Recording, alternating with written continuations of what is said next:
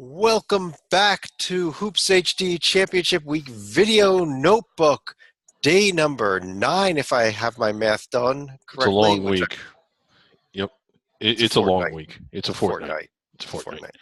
I'm your host, Chad Sherwood, joined by John Stalika down below there, David Griggs over there on the other side. And it's a long time to be in this book. Chad, it's been more than a week. Why can't you just let me out? David, I was watching TV tonight. Joe Lunardi's still in his bunker. You belong He's not in a bunker. He's in a studio. He keeps saying moronic things like Notre Dame is on the bubble. Yeah, at least he said that Notre Dame's got to win tomorrow before they get there. Boy, I mean, yeah, did they make a statement today? Did you see what they did to Pittsburgh? I'll tell you what, we're going to get there in a minute, but what we want to do here with this video notebook is do some news and notes, review and preview conference tournament games, update our survival board. We have a trivia contest at the end that David's very involved in. And as a quick note before we start, we are recording this around 11:30 here on Tuesday night. John, we're cheating. What's going on? Yeah, apparently we still have one Big Sky game in progress between Portland State and Idaho State, if I'm not mistaken. Sac State. Or Sac State. Yeah, that game is going on right now, and we'll get to that in a minute, but that is not final yet, so we do we kind of cheated tonight. But let's news and notes, not much in terms of news and notes for the day, although I guess let's briefly touch on this, David. A lot of talk during the Gonzaga game tonight about the Zags potentially moving out of the West Coast Conference. Yeah, it's been rumored. It's been, I guess, supposed over the years. They would kind of be a good fit for the Mountain West. The Mountain West has 11 full members and 12 in football, so this would give them 12 full members with Hawaii as a football affiliate, gives them a little more chemistry. From a competition standpoint, I know the Mountain West has been down the last 2 or 3 years. It's still, I think, better than the West Coast Conference, top to bottom, minus perhaps Gonzaga and St. Mary's. The crowds are a little bigger. The budgets are a little bigger. I think it would be a better fit for Gonzaga. I know institutionally they make a lot of sense in the West Coast Conference because it's a Jesuit school. I think of those 10 schools, all of them are private, and 8 of them are Catholic or something. So, but the Mountain West would be a good destination for them. I think they would get a little bit more money. I think that they would bring a lot to the league. And there's talk of the Mountain West expanding beyond that and maybe going to 14. It would be interesting to see. I don't want to say who they may or may not be adding because, again, right now it's just rumors. But I don't know. I don't know. You asked me about it, but what do you think of this? Is this good, bad, both, or neither? Well, to clarify, there's actually 7 Catholic institutions, whereas BYU is Mormon, and I don't think Pepperdine and Pacific are religious affiliated that I'm aware of. Yeah, I think you're right, John. Thanks. Yeah, but as far as the move, I think it's a good move for Gonzaga. I think it hurts me as a West Coast Conference fan for years now. I mean, leaves BYU behind him, kind of be a BYU St. Mary's conference. I'm kind of upset because it looks like the rest of the West Coast Conference was just getting ready to start spending money and getting better. We've seen a little bit of money shelled out for some bigger name coaches the last few years, guys like Herb Sendek, David Stoudemire, Terry Porter. But I do understand it, and I think the West Coast Conference may be able to keep Gonzaga in, but they're going to have to say, hey, listen, we're going to give you half the money and split the rest of the money between the rest of us or something. And I don't know that that's going to end up happening. Yeah. So the other thing that's happened with Gonzaga in the fold, the past 10 years, they've actually played their conference tournament in Orleans Arena, and it's really become a destination event with Gonzaga fans helping to sell out the place. St. Mary's and BYU just aren't going to have that same type of following that I know of. Yeah, BYU's well supported, as is St. Mary's, but they just don't, at least from a basketball standpoint, they just don't have the brand. And that could be an option, Chad, if the West Coast really values Gonzaga. Just for those of you that don't know, the NCAA tournament credits are given to the conference, and it's my understanding that the West Coast splits them all evenly. There's nothing terribly unusual about that. Most of the Power Fives do that. some conferences have variations that if you're the team that's playing in the game, you get a bigger share, maybe a quarter of it or a third of it, whereas the conference splits the rest of it. They could do something like that with Gonzaga. And they also split their television money evenly. Again, as I understand it, if I'm wrong, well, you can't – what are you going to do, sue a puppet? You can't just sue a puppet. But and Gonzaga is probably the biggest brand there. They're probably the reason they get the money that they do, and they probably feel they deserve a little more than what they get. I get that, and there might be more for them in the Mountain West just because it's you know, it's an FBS conference. There might be more for them, but the West Coast, like you said, is starting to build itself up, and maybe they can hang on to Gonzaga. Well, David, I guess the only comment I would have on that is if they do move to the Mountain West, I'm assuming they are not. They definitely couldn't be getting a full share because the football side, because they have right. They wouldn't, yeah. So they would not be getting, you know, a significant portion of the Mountain West money. I'm certain comes from the football side of things. So, you know, are they ready? Are they willing to give up a potential larger share than regular share in the West Coast to get a smaller share in the Mountain West? Although, again, it's going to come down to money at the end of the day, I think. But let's move on. One other piece of news coming up from out west: Reggie Theus, his time at Cal State Northridge is over. Absolute complete crash and burn there for him. I mean, it was just he did not have anywhere near the success that I thought he might have out there. So good luck to him in his next pursuit. But yeah, he had no success, and that was surprising to me because he walked into a pitiful New Mexico State program that had won, I think, 4 games in 3 years or something. If it was better than that, it wasn't by much. And in his second year, got them to the NCAA tournament, won 20-plus games, did a really good job, and actually left that for an NBA job. And you look at him at Northridge, and it just doesn't make any sense why he wasn't able to get it going there. Well, it's over there for him. But let's go ahead into what actually happened on the court tonight and jump right into the game of the night. Colonial Athletic Association championship game. David, it was looking like a Northeastern blowout for the first half, and that this would be probably the last game we discussed tonight. It was so ugly. Yeah. And then things changed. Really good showing by Northeastern, at least for the first 30 minutes. But playing in Charleston, they just kept chipping away at it. The crowd really got into it. Like, they were not into the game at all and weren't really a factor. But I think that carried the momentum. What's that? Including Bill Murray. Including Bill Murray, who was there leading the cheers. And they ended up forcing overtime. There was somewhat of a controversial, and some would say controversial, I would say incorrect traveling call called on Northeastern that got the game in the overtime. But you can't just point to that one play and say that's what went wrong. I mean, it was a really, strong comeback by College of Charleston. Good job by Earl Grant to keep their poise against the team that, quite frankly, was running them out of the building. Yeah, Charleston never actually led the game until the overtime period. They didn't. Yeah. And Earl Grant he picked up a program here that was a complete mess when he came into Charleston and has done such an amazing job building it up here, getting them their first bid since, I think, 1999, John, if I'm correct. That's correct. Yeah. Back when John Kress was still coaching there. David, I have a feeling this might be Earl Grant's last season at Charleston also. It may be. I thought last year he might be on his way out the door, but it's some of the jobs that opened, particularly Dayton, who hired Anthony Grant, who didn't seem like a bad hire, but I thought Earl Grant would at least have been in the it would have been in the discussion for some of the jobs that opened, and he wasn't. VCU, another one. That I think he would have done very well at either one of those places. John, also championship game in the early session was the Horizon League. Wright State took care of business.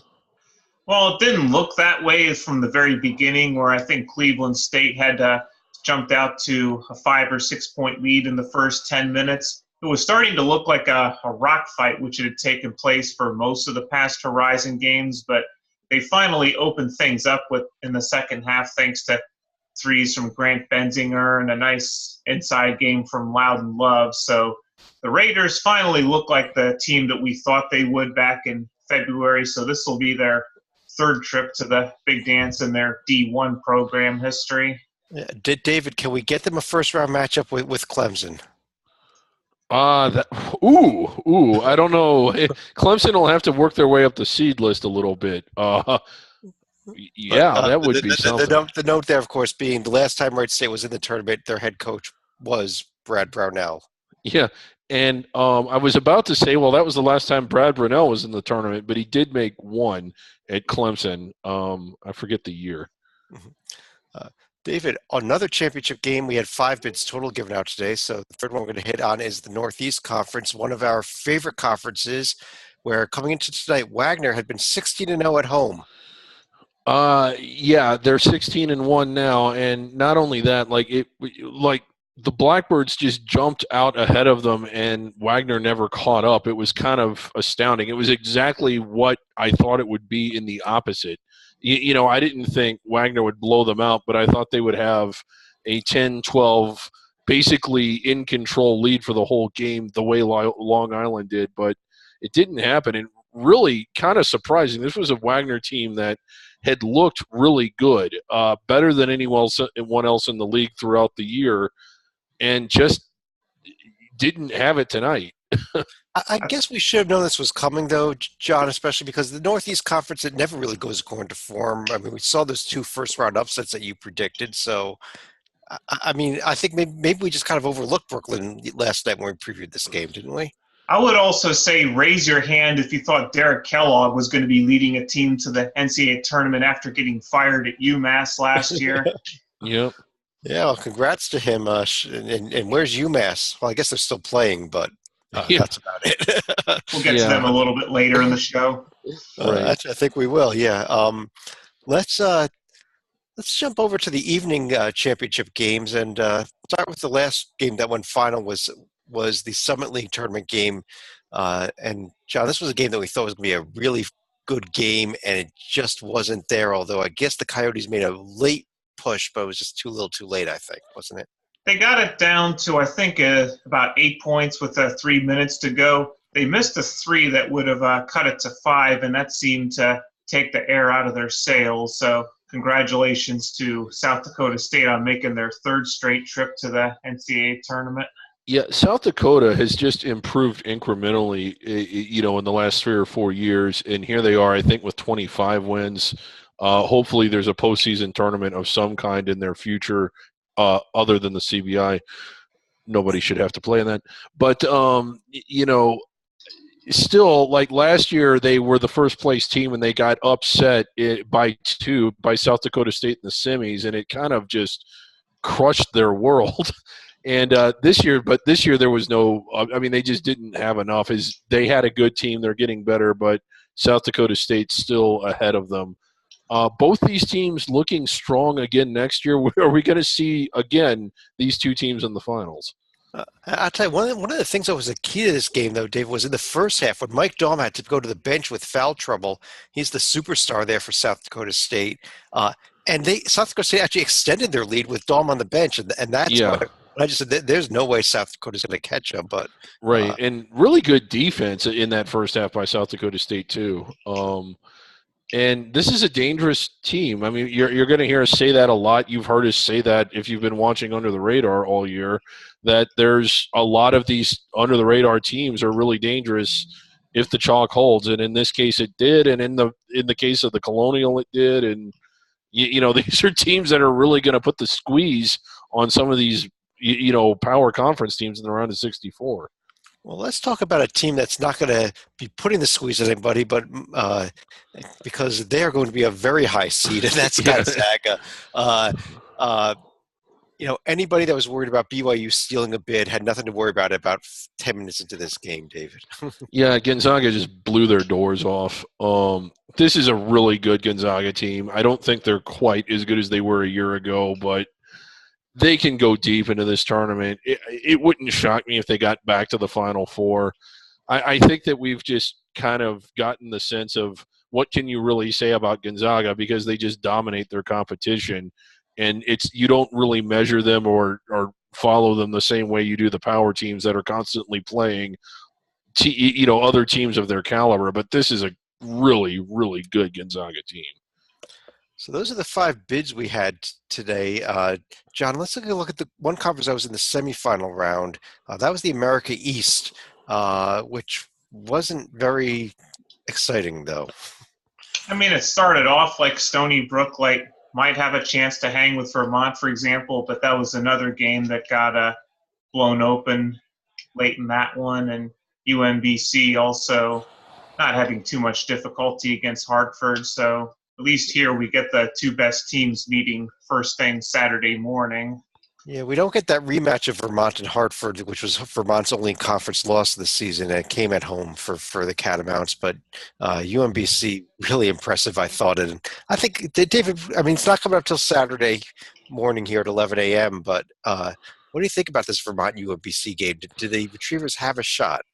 Oh, yeah. I mean, just a good story for their program, really turning it around. They went from winning 4 in 5 games in consecutive years to being – not conference front runners, but contending for a conference championship. Great story there. No, they have no chance.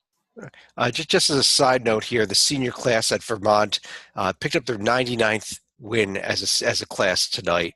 They're going to go for number 100 on top of everything else on Saturday in the championship game. So that's an average of 25 a year, if my puppet math is correct. That is. Your puppet math is accurate. Guys like Trell Bay Haynes and the like. Let's turn to the big conference that got under the way today. ACC. How about that? It was Notre Dame. That was bubbling, firing. Well, let's John. How about the first game there? We saw Boston College get a conference tournament win. We saw Notre Dame squeezed by Pitt, and Syracuse just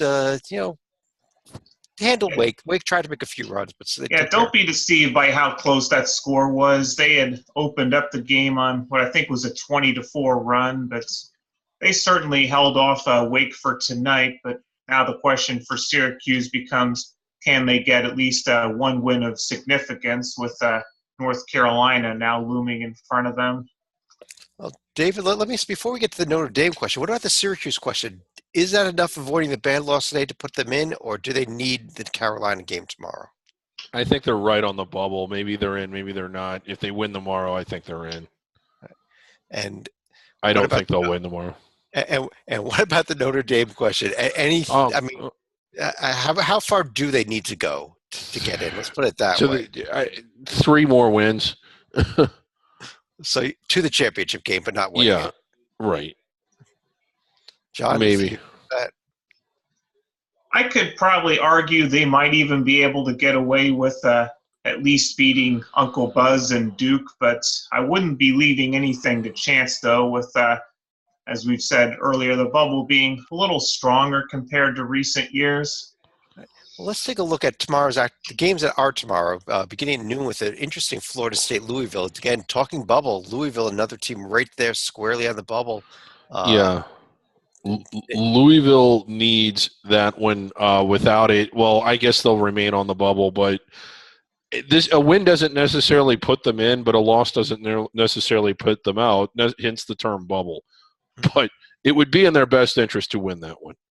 And what about the other 3 games? Do we see any upsets here in the BC against NC State, Notre Dame against Vatech, or Syracuse against Carolina games? I could see Boston College knocking off NC State just because NC State's real erratic. And this is not an awful Boston College team. No, it's not. Yeah. They were, borderline being on the bubble all season. No, on the bad side of it all season, but kind of there. Yeah, I agree.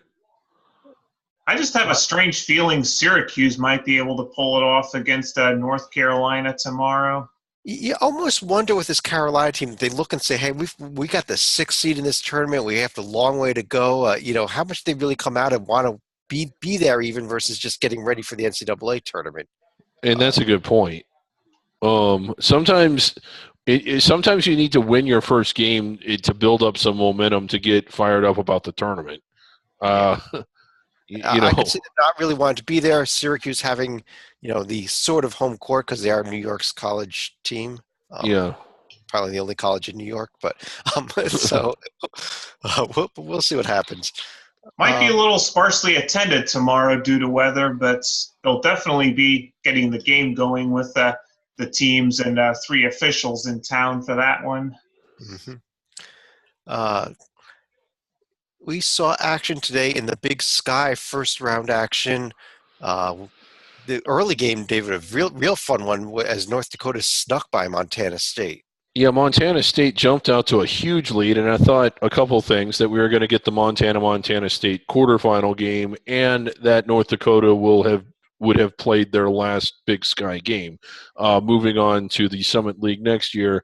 But mounted kind of a big comeback. It's kind of, and again, just a real kind of a fun game to watch. I was watching this instead of the ACC.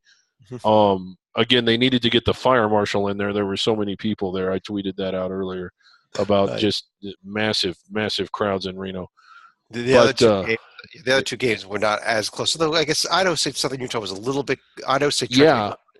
Southern Utah kind of opened it up in the last minute or two. That one actually was kind of close. But to elaborate on what the puppet said, Montana State actually had a 19-point lead, I think, early in the second half before the Nodax came back. Yeah. And as we record this right now, Portland State has a 17-point lead almost at the halftime over Sacramento State.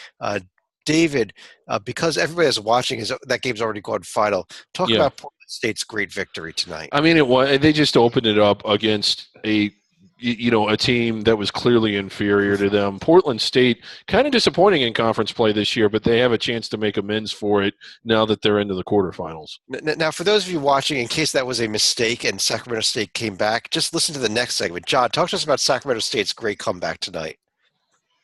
Yeah, I mean, it was a – never mind. Yeah, good. I mean, again, it looked like Portland State was going to run away from them, but, they just went cold, and Sac State getting the really big unexpected win, and now they got to play against a pretty good Eastern Washington team. All right, and we're going to be fixing that. We'll edit out that bad portion of the podcast there and go ahead.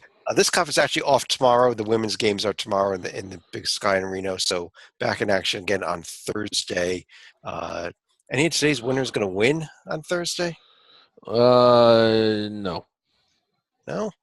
I'll tell you, Idaho better be careful with Southern Utah. That's all I got to say. I don't know. I think this is going to be a great tournament after this quarterfinal round. I think once it gets down to the semis, it's going to be fun. But I'm not really seeing any even close games in the quarters. Well, maybe Portland State, should they get – Yeah, Portland State, Eastern Washington might be good. But I would say Portland State and Northern Colorado both have decent chances to move on.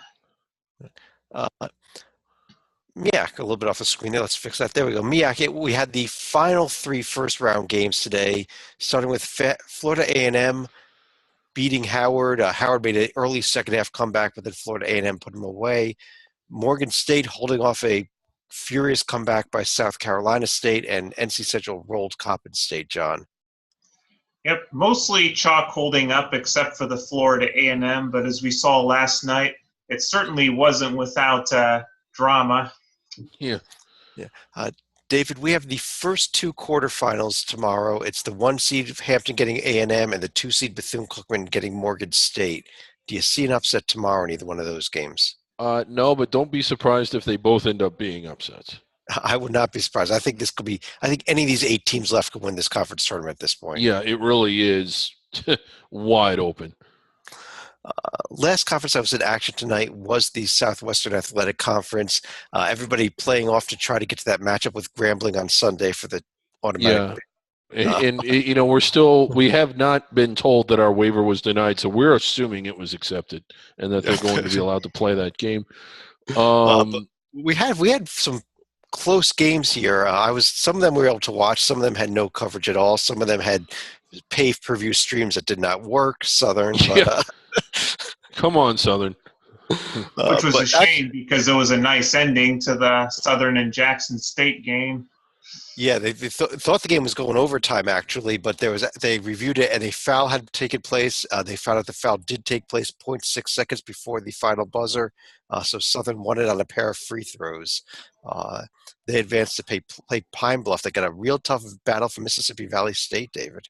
Yeah, no, kind of surprising there, considering how bad Mississippi Valley is. But, they survived in advance. So, chalk holding in both the MEAC and the SWAC. Yeah, all four top four seeds advance. They'll play next on Friday in Houston. So a couple days off in this tournament. We'll be back to visit again in a few days here. But let's turn to tomorrow night's games. And there's a lot of them, a lot of conferences we haven't touched on yet. But one conference we have discussed, and the only automatic bid coming tomorrow, John, Patriot League title game, Colgate at Bucknell. This is going to be a rematch of a game where Colgate actually had a 10-point lead with under a minute to play, but Bucknell was able to mount a furious comeback. So we'll be able to see if Bucknell is able to hold off Colgate again or whether the Raiders will have revenge on their minds. That was a furious comeback. It was a ridiculous comeback. Yeah, that's good. That's the only championship game tomorrow, but we've got a lot of conferences tipping off tomorrow. And a few of the major ones. Let's start the Big East. Tomorrow night is first round game, Georgetown St. John's, Marquette in a must-win game against DePaul in the late game if they have any shot at making the NCAA tournament. So, David, Agreed. 2 questions. One, do you see Marquette potentially losing? And 2, who wins this entire tournament? Marquette is all over the place. I could see them potentially losing, but I don't think they will. As far as who's going to win the tournament, I cannot believe I am going to say that I think Creighton has a shot, because I could see the bracket collapsing. I could see the Johnnies taking down Xavier. They've played them tough both times, and it's a situation where Xavier is most likely on the 1 line and at worst the 2 line, whereas the Johnnies are playing to stay alive. They're in their home city as well. So I could, and again, we just got through discussing like sometimes the mentality of of teams that know they're in the NCAA tournament when they play that first conference tournament game. It's kind of hard to get up for it until you build a little bit of momentum. And I could potentially see Nova being taken out too, because they've slipped up before. John, so I'm going to go with Creighton. John? Well, one of the reasons St. John's got off to the slow start was they had 2 losses mixed into Georgetown in the interim, and one of them was in a heartbreaking fashion in D.C., so I don't know if they're going to be able to beat them without Shamori Pons, but they were able to beat Butler at home without him, so I could see that one going either way, but I think this is the year where Xavier's had a lot of close calls, but I do think they can finally get over the hump and actually win the whole tournament.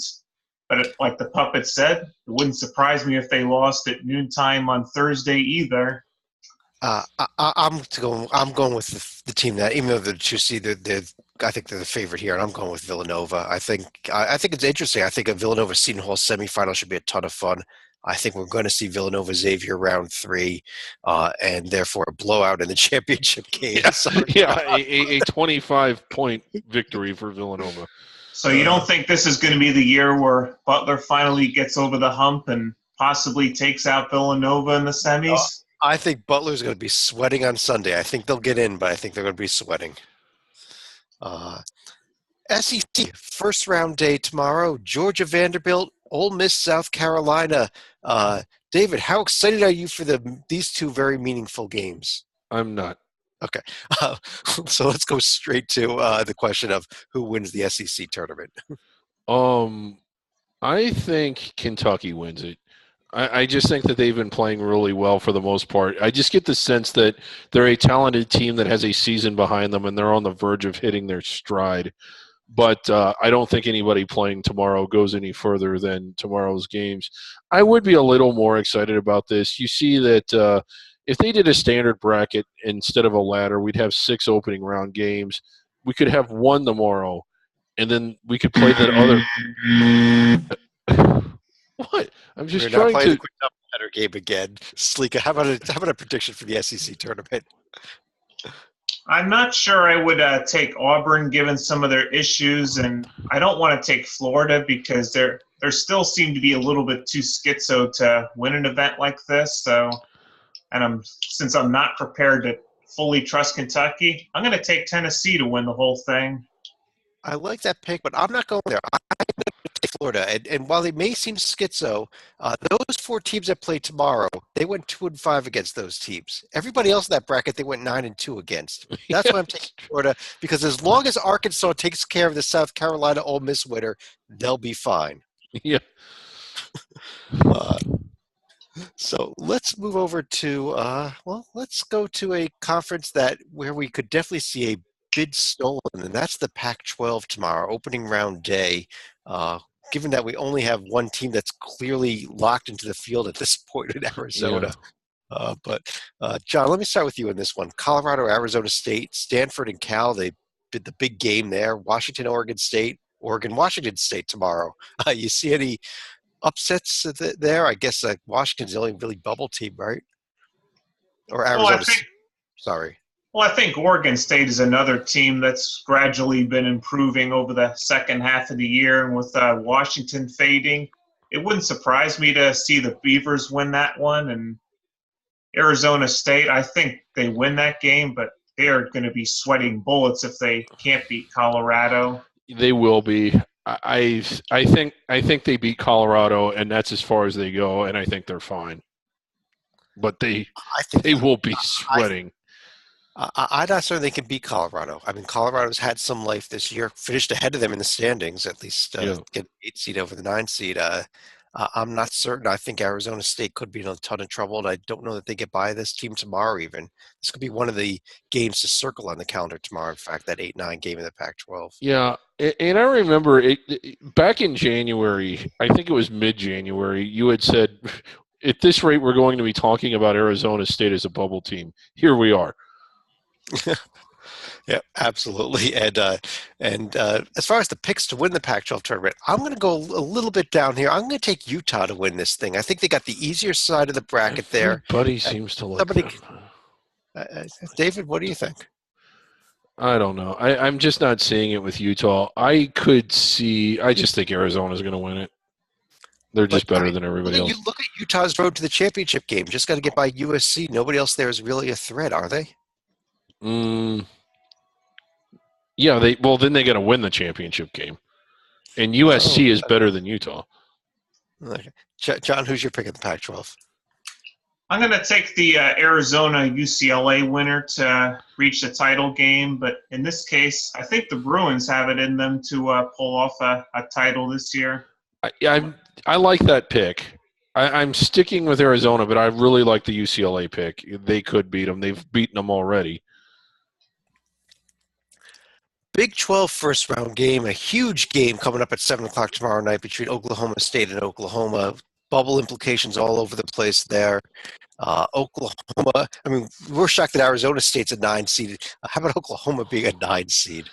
That's almost preposterous. Yeah, I mean, the way it's gone. And that is a big one because I think Oklahoma is relatively state safe, but Oklahoma State has a chance to play their way in. And if they knock out Kansas for a third time, the next game is winnable. I mean, Oklahoma State, it's not entirely crazy to think that they could play their way into the finals, or they could lose tomorrow. Texas might need that win against Iowa State to get I in. think they do. But there is a scenario here. Let's say Oklahoma State does win 2 games. Let's say Baylor, who's a bit of a bubble team, beats West Virginia, and out of nowhere, Iowa State wins this entire event. Stalika, can we get all 10 members of the Big 12 in the NCAA tournament in that scenario? Unfortunately, if that were to happen, I think Texas might be the odd team out, given Iowa State would have beaten the Longhorns in the process. But Iowa State would be a tournament team at that point. It would have 4 really nice wins this week at that point. It's not that bad of a loss at that point, right? I mean, I know there's going to be conspiracy theorists out there trying to construct a way to get 10 teams, but I just don't see it happening. I think we have if Oklahoma State wins tomorrow, we have a shot especially if Oklahoma State and Texas win tomorrow, we have a shot at 9, which is amazing. One thing is for certain, I'm sure tickets are going to be going for a lot more than just $5 that we saw for the Big Ten opening round, for example. Right. Yeah, it'd be tough to get. I'm taking Kansas to win this entire event, though. David? I don't know. It's too. Let me see. It's too tough to call because Kansas has had their issues too, and it's in Kansas City. I mean, if they were playing in Dallas, I would pick Kansas in a heartbeat. So John, do you have a pick? David's going no pick. I am sort of on board with him. I'm going to take West Virginia to actually win the whole thing because they've also been playing some of their better ball the second half of the year. I don't trust Texas Tech and Kansas themselves. You don't always know which Jayhawk team is going to show up, but if they are on, look the hell out. I am going with Iowa State. Gus, 10. Yes. 5 for 10. Yes. Going for it. Texas Tech is dealing with injuries, although I think they're healthy. West Virginia, they've been back and forth. I don't know. Baylor could beat them. And then, like, when I think Iowa State knocks off Oklahoma in the championship game. That would be a hell of a tournament. Or Oklahoma State, I mean, yeah. Oklahoma State, okay. Yeah. Atlantic 10 kicks off tomorrow. The 12-13 game between LaSalle and UMass we mentioned earlier. GW gets Fordham in the other play-in game. I don't know how much either of you want to discuss that game, but let's ask the bigger question, who wins the entire event? John, let me start with you on that one. I think with this one, I'm probably going to go with St. Bonaventure, considering they've actually also played their best ball in the second half of the year. And Rhode Island, would it really shock you if they lost to either VCU or Dayton in the quarters? Because this is a conference where chalk never holds up. And I've seen years where the bracket goes completely upside down. I agree with you. I think we're going to see a surprise here. I don't even think it's going to be the Bonnies, though. I'm taking Davidson. Oh, you stole my pick. Yeah, Davidson needs to play a little bit of defense, just a little bit, and I think they can win this tournament. They don't even have to do a lot, just a little bit. But yeah, Peyton Aldridge there. I mean, he could score. He could score a ton. Right. So, but not a fan of this. I mean, again, we could with a standard bracket have 6 opening round games. We could play 1 tomorrow. And then on Thursday, we could have a quintuple. What do you got against quintuple headers? They're fabulous events. It's Mountain West time, David. We got 3 games tomorrow. The 8-9 game between Vegas and Air Force, the 7-10 game between Utah State, Colorado State, the Wyoming-San Jose State game. David, you see an upset? Not really, no. I think Wyoming rolls San Jose State. UNLV playing in their home city should knock out Air Force, and Colorado State's just awful. So, but how much fun is this? I know that Nevada just blew it out, but these 2 teams split during the year. A Nevada UNLV rematch in the quarterfinals. Don't count out UNLV if that comes to fruition. That should be fun. John, who do you have winning the Mountain West? Mountain West, something tells me Boise State probably can make a run because I'm starting to wonder about Nevada themselves, especially after their recent loss to San Diego State. Well, that's a nice pick, Boise State, but I think, David, I would like to go with the hottest team in this conference. Don't pick San Diego State. That's who I'm picking. Yeah, I stole your thunder again. Go for it, David. They are the hottest team. They've beaten every. I mean, it's not that they're hot. It's that they're hot and they've beaten a lot of the better teams in the latter part of the season. This is a team with a high ceiling that simply didn't always play up to it, but did in the latter part of the season. I think they do win this. I agree with you. I like the San Diego State team. I think. I wouldn't be surprised if Vegas took down Nevada, but even if they have to go through Nevada, I think they could win that game. Yeah, I agree. What is going to be our favorite format tournament of all time, Conference USA, the home of the Giant Curtain. You're going to have to see this to believe it tomorrow. They are playing 2 games simultaneously with a curtain in between them on separate courts. David, this is going to be so much fun. It will be, but it would be. What they should do is have the men's on one side, the women's on the other. There's 14 teams in this conference. Why stop at 12? Why not invite one more team, and we could have had 5 opening round games, and we could have had a quintuple header.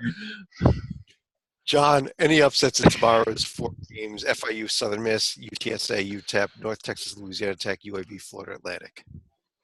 If I had to pick one out of that 4, I might say Florida Atlantic. I think that's Facebook is going to be on fire tomorrow with the dual curtain. There's Facebook games everywhere. And as far as who wins this, David, who wins the Conference USA tournament? I think after a really disappointing loss in their season to end their season, where they may have been drunk from the high of playing one of their better games of the year, they went from that to playing one of their worst. I think Middle Tennessee is refocused. They're going to get past that quarterfinal. That gets them to the semi. You're 1 game away from the championship. Mentally, you're just locked in. I think it's Middle Tennessee. I think they're better than everyone else. What's that? Can they finally beat Marshall? They got swept by Marshall. Now be their semifinal opponent. I think they can. Okay. John? I think Middle Tennessee gets by Marshall, but I think Western Kentucky is actually going to knock them off in the title game and cause Middle Tennessee to be sweating things out through Selection Sunday. No, I'm going to go with Middle in this one also. I'm with David. I'm going to go with Middle over Old Dominion, though, in the final, not over Western. Yeah, I like that. And if the chalk holds, this is going to be a really entertaining semifinal and final.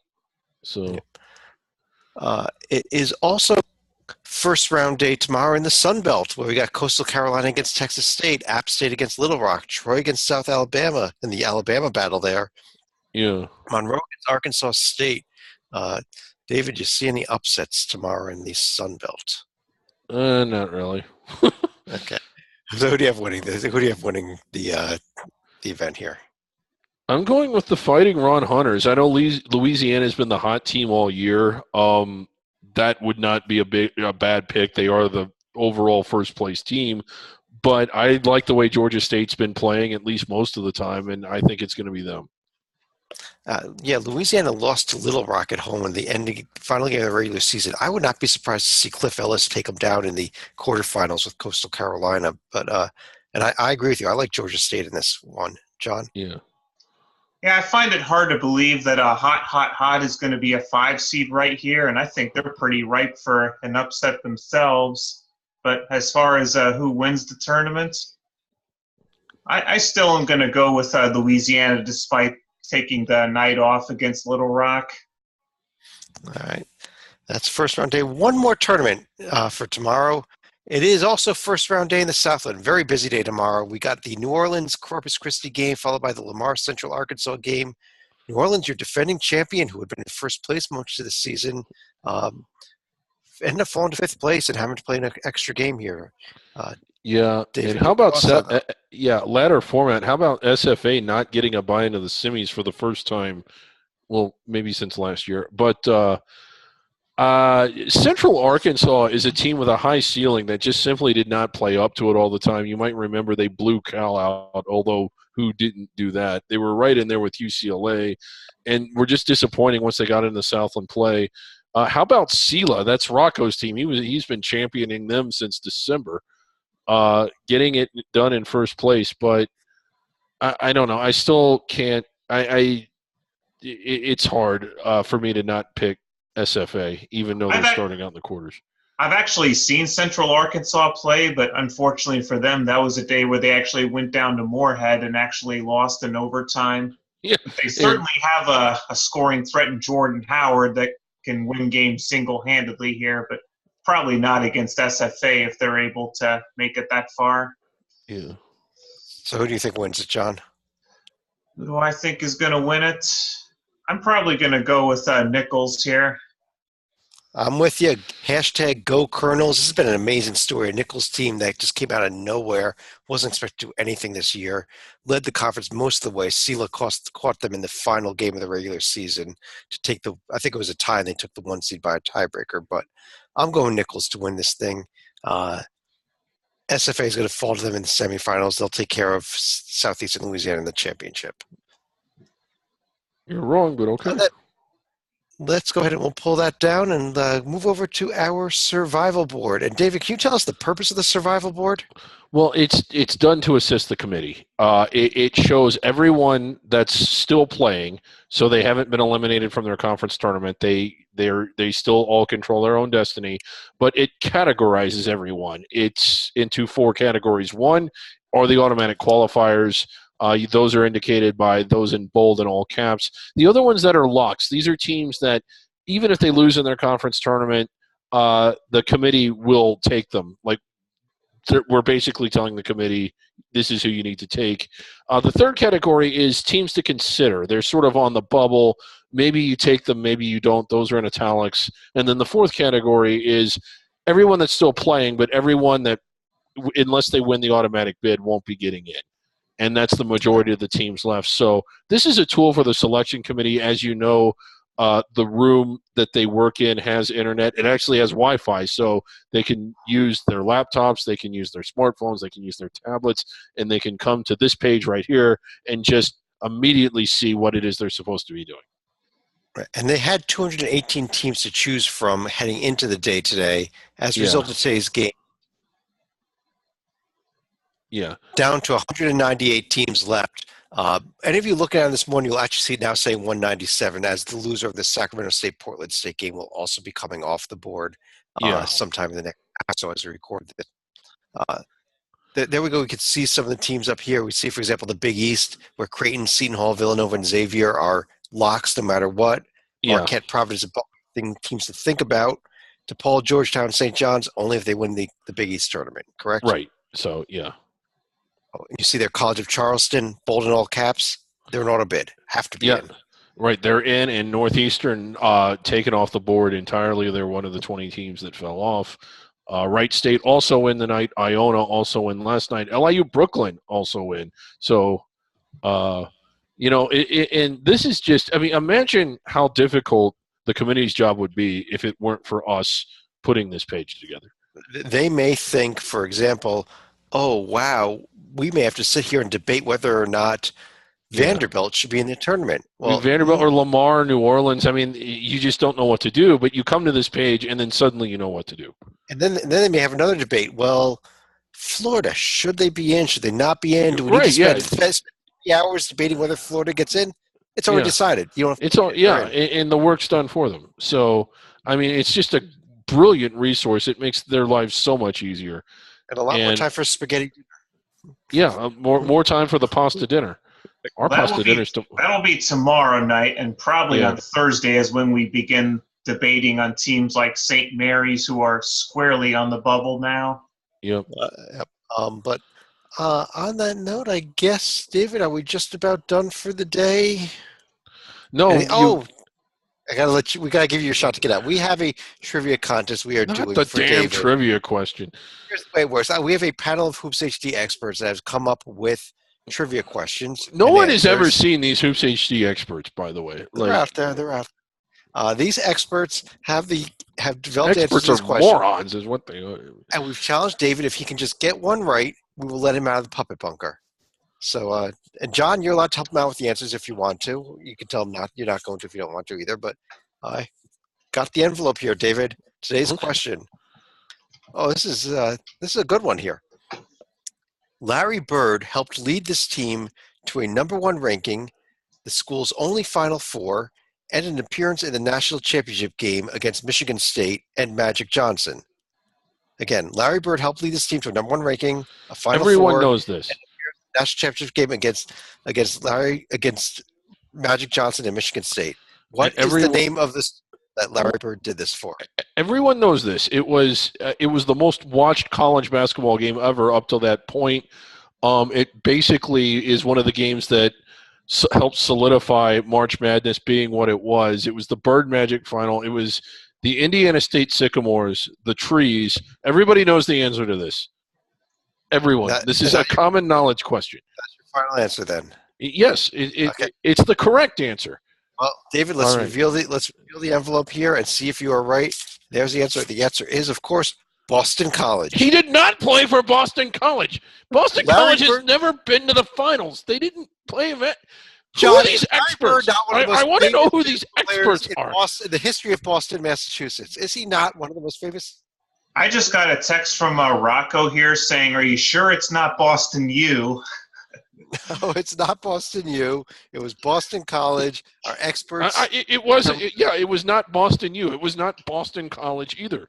Go into the biggest arena you could find in the city of Boston and look for Larry Bird's name. It's hanging up there in the rafters, David. He led Boston College to the national championship game where they lost to Magic Johnson and the Los Angeles Lakers. I want to know who these experts are. Like, these are complete morons. On that note, let's go to any final thoughts. John, how about you?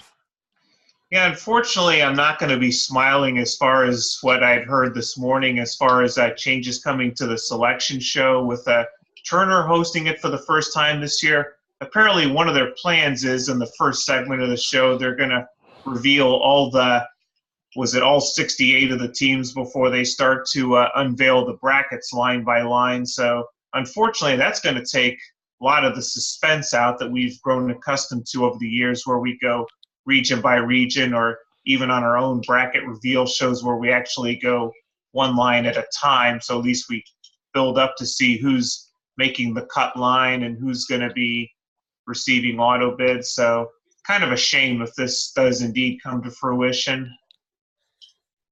Yeah, I'm not necessarily. I agree with you. I'm not necessarily. I like that idea. I would, I wouldn't mind if they did a different format, but I like our format. That's the one they should use. David, your final thoughts?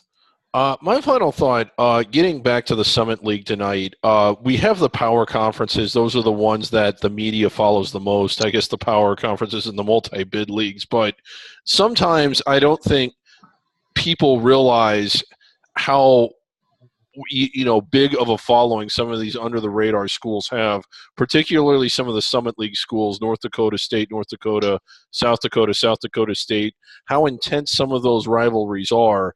And the Big Sky, another one, although you wouldn't know it by looking at their tournament today, but there are conferences out there that I know that this is the championship week and this is kind of the showcase, but these are teams with significant followings that play in front of energetic crowds all season long. And in one sense I wish they got more attention than what they did. That's one of the reasons we enjoy doing Under the Radar. But what a great showcase for the Summit League, the state of South Dakota. It gave them a spotlight that they don't ever get but probably should get more of. And although it didn't come down to the wire, that is a budding rivalry and it's an intense one. Yeah, it is, and was real fun to see them win tonight. I mean, there's a great celebration there. It was a nice celebration for all the under-the-radar teams that won, Charleston, and watching even LIU Brooklyn, with the fans that they did have there, celebrating on the court at Wagner tonight. But I guess on that note, on behalf of John Slika and David Griggs, I'm Chad Sherwood. Thanks for joining us for another Championship Week Video Notebook. We'll be back again tomorrow night, and we will have our first update from our Hoops HD mock selection committee when we come to you tomorrow night, because we will be revealing on the air tomorrow night the results of what's called our initial balloting. So look forward to that as well. So have a great night, everybody. We'll talk to you again real soon.